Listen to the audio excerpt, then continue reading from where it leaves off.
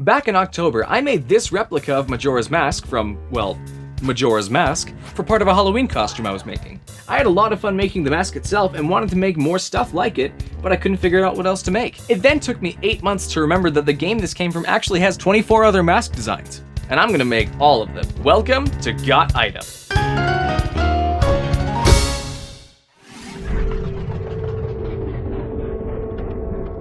For this series, I'll be creating each mask roughly in order of when you get them in the game, starting with, of course, the Deku Mask. The Deku Mask is the first mask obtained in the game. Technically, you get the mask before you even really get the mask. At the start of the game, you and your horse are in the woods looking for your old fairy friend. Suddenly, you get jumped by Skull Kid and his two fairies. Skull Kid steals your horse and your ocarina and takes off, but not before you manage to snag hold of his leg. He then knocks you off and disappears into a cave. Following him in, you lose your balance and fall pretty far, thankfully breaking your fall on a Deku flower. It's at this point that Skull Kid gets tired of you chasing him and curses you, transforming you into a Deku scrub and then running off, accidentally leaving one of his fairies with you. Tattle, said fairy, becomes your companion for the game, and then the two of you set off after Skull Kid. Not long after you set out, you run into this weird guy called the Happy Mask Salesman, who promises to help you become human again in exchange for you getting him the Majora's Mask. Along the way, you chase some kids, go get a meteorite, give it away for a flower, and help out the Great Fairy, who in turn gives you the ability to shoot magic bubbles. Then, after a day or two, meet back up with Skull Kid on top of the clock tower to get your ocarina back. He doesn't give it to you, so you shoot a bubble at him to make him drop it. After which, you remember the Song of Time and travel back in time 3 days to the moment you left the clock tower, saving yourself from being crushed by the moon. Did I mention the moon? Kinda important, gonna destroy everything and everyone in 3 days. You know, standard moon stuff. Anyways, after heading back to the Mask Salesman, he teaches you the Song of Healing, which then returns you to human form, sealing the soul that was stuck to you inside the now formed Deku Mask. That's right, soul. See, the transformation masks in this game aren't just magical artifacts. They each hold the soul of the person they're based on. The Goron mask houses the Goron chief Darmani, the Zora mask houses the Zora musician Mikau, and the Fierce Deities mask houses some unnamed vengeful god. You know, no big deal. And that leaves the Deku mask. The game doesn't specifically tell you who's housed inside of it, but with a bit of digging it's not hard to find out. Soon after you set off with Tattle near the beginning of the game, you encounter this decrepit tree statue, whose face looks strikingly similar to your new one. So, chances are that not long before Skull Kid stole your horse, he actually encountered some poor Deku scrub and stole his soul. Then, when he needed to get Link off his back, cast it onto him. Going a little farther ahead in the game leads you to this guy, the Deku Butler, serving the royal family in the southern swamp. After a race with him to receive another mask, he comments that you heavily remind him of his son, who left traveling long before you arrived. If that wasn't enough to confirm our suspicions, at the end of the game, during the credits, the Deku Butler is seen, shaking, staring at the wooden statue we saw at the beginning of the game, mourning his now found son's fate. Well, that was sad. Time for arts and crafts. You wouldn't think so at first, but shaping something like a dome out of something that isn't dome-shaped is really difficult if you don't know what you're doing. Yes, former on the basketball, take shape, my son. I learned this the hard way by basically wasting an entire night trying to do it with math and geometry, both of which I don't know anything about. I must have measured something wrong. It's not an exact math, but at this point, I've kind of given up on doing an exact math. Despite finding a basketball and then some small plastic ball that I cut up to try and shape, I had no luck and gave up for the night. There. Now I've got a triangle.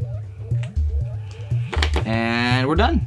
The next day, I found an incredibly helpful channel called Evil Ted Smith, who had a surprisingly easy step-by-step guide for creating domes and spheres out of foam. That's how you make a dome out of foam. Using his guide, I was able to cut and glue the foam into a shape I was happy to work with. To make the nut-spitting hole, I'm not calling it that. To make the mouth, beak, snout, whatever this is supposed to be, I took a smaller, long piece of foam and then curled it and superglued it into a cylinder. I then used a belt sander to give one of the sides an angle, so it could fit evenly on the curved face without tilting up or down. Then, after the glue was dry, I wrapped both pieces in masking tape to hide marks, imperfections, and scratches and stuff, and so I could paint it without worrying about permanent mistakes. When making the 3 leaves that sit on top of the mask, I initially hoped to just use simple plastic leaves that I bought from the dollar store, but they ended up being too small, thin, and most importantly, really, really difficult to superglue. I then tried cutting the leaves into pieces and then gluing those pieces onto a piece of foam in the same shape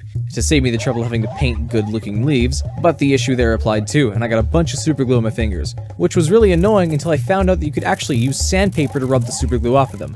Now, I don't know if it was a good or safe idea, but I do know that it worked. It was at this point that I realized that I superglued the mouth on off-center. Wow, I actually did that, didn't I? Thankfully, I was able to cut the superglue and replace it in a much better, more centered spot before it was way too late. After a bit of trial and error, I decided that I would just bite the bullet and paint the leaves myself. So I carved out 3 leaves and glued them to the face. With the shape of the mask done, it was time to paint. I used a mix of both oil and acrylic paints, kind of by accident.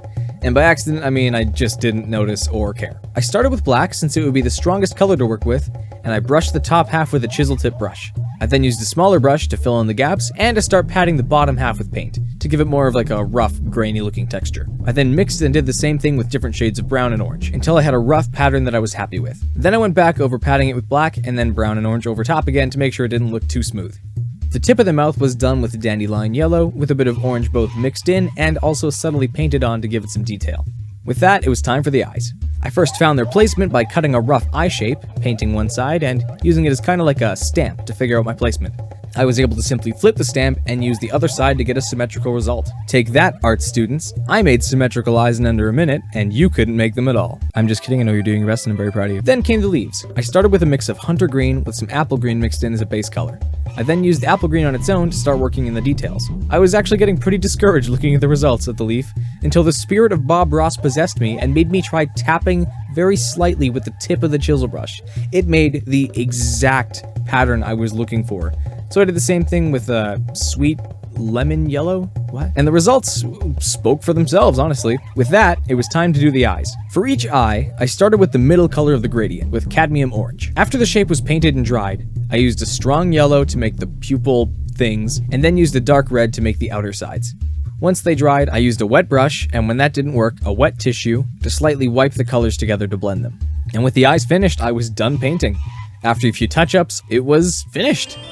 Personally, I'm incredibly happy with how it turned out. The shape is a little less round than I would have preferred, but all in all, I'd say it's a pretty good looking and faithful recreation of one of my favorite masks from the game. In total, excluding the previous night that I wasted, the mask took about 9 hours to put together, including cutting, sanding, gluing, taping, painting, drawing, and crying about my obsession with a video game series. The Deku Mask itself is honestly my least favorite of the 4 transformation masks, but that doesn't make it useless. Skipping across water does come in pretty handy, and I think the way the mask is integrated into both like Woodfall, the Deku Palace, and the Southern Swamp as a whole is really well done. Majora's Mask really did flesh out a lot of ideas that were set in place in the previous game, Ocarina of Time. One of which being the Deku Scrubs as a species. Before, they were really just seen as like forest animals, making their homes wherever possible in forests and caves, kind of like parasites. Majora's Mask, however, changed them into a functional monarchy with royal figureheads, jobs, clothing, and even like an implied economy to an extent. It's really fun to see such a small design for an enemy in one game changed into such a diversely shaped society in another. Now that this mask is over and done with, it's time to get to work on the next one. I hope you're ready for it, because it's going to be pretty great. Fairy. I'm not sure what you expected from me. I'm a prop artist, not a writer. Now, if you'll excuse me, I have some flowers to tend to.